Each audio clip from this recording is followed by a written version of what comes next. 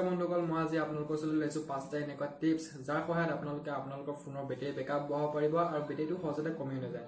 আৰু ইয়াৰ প্ৰথমটো হ'ল ব্লুটুথ বা ৱাইফাই অন কৰি নাৰাখিব।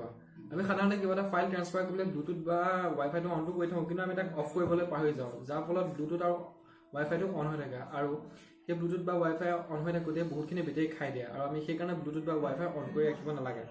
আৰু ইয়াৰ ছেকেণ্ডটো হ'ল মোবাইল ফোনৰ নটিফিকেশ্যন চাউণ্ডবিলাক অফ কৰি থ'ব লাগে।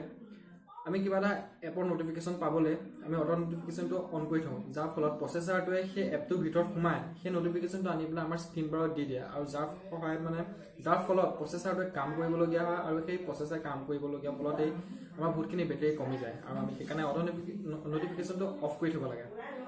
আৰু ইয়াৰ পিছতো হ'ল লাইভ ৱালপেপাৰ ইউজ কৰিব নালাগে। দেখাতো ভাল লাগে, কিন্তু আমি লাইভ ৱালপেপাৰ ইউজ কৰিলে কি হয়, প্ৰচেছাৰে সেই লাইভ ৱালপেপাৰটো দেখুৱাবলৈ বহুতখিনি বেটাৰী টানিবলগীয়া হয়, যাৰ ফলত আমাৰ বেটাৰীটো কমি আহে আৰু সাধাৰণতে বেটাৰী বেকআপো বহুতখিনি কমি যায় আৰু সেইকাৰণে আমি লাইভ ৱালপেপাৰ ইউজ কৰিব নালাগে। আৰু ইয়াৰ পিছতো হ'ল যি টি এপ ব্যৱহাৰ কৰিব নালাগে। আমি কিছুমান এপ প্লে ষ্ট'ৰৰ পৰা ডাউনলোডো কৰি লওঁ, কিন্তু আমি এবাৰ ইউজ কৰি তেনেকৈ পেলাই থৈ দিওঁ, যাৰ ফলত কি হয় সেই এপবিলাকে বহুতখিনি বেটাৰী খাই দিয়ে আৰু আমি সেইকাৰণে যি টি এপ ৰাখিব নালাগে। আমাৰ লাগতিয়ালখিনি আমি ৰাখিব লাগে, কিন্তু এবাৰ দুবাৰ ইউজ কৰা এপ আমি ৰাখিব নালাগে। আৰু ইয়াৰ লাষ্টটো হ'ল ফিক্স চাৰ্জাৰ ইউজ কৰিব নালাগে। ধৰা আপোনালোকৰ ফোনটো আইফোন হয় আৰু আপুনি চেমচাঙৰ এডাল চাৰ্জাৰ ইউজ কৰিছে, সেইটোতো থাৰ্ড পাৰ্টি হৈ যায়, তাত একো নাই, কিন্তু বজাৰত পোৱা 50-60 টকীয়া কিছুমান আমি চাৰ্জাৰ আনি পেলাই আমাৰ ফোনত লগাব নালাগে, ফলত বেটাৰীটো বেয়া হৈ যায় আৰু তাৰোপৰি আমাৰ ফোনৰ চাৰ্জাৰ জেকটো আমাৰ বেয়া হৈ যায়। আৰু এইকেইটা আছিলে 5টা টিপছ।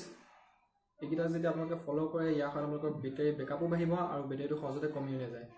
আৰু এইকেইটা আছিলে 5টা টিপছ। যদি ভাল লাগিছে তেনেহ'লে লাইক কৰিব, শ্বেয়াৰ কৰিব, কমেণ্ট কৰিব আৰু ছাবস্ক্ৰাইব কৰিব।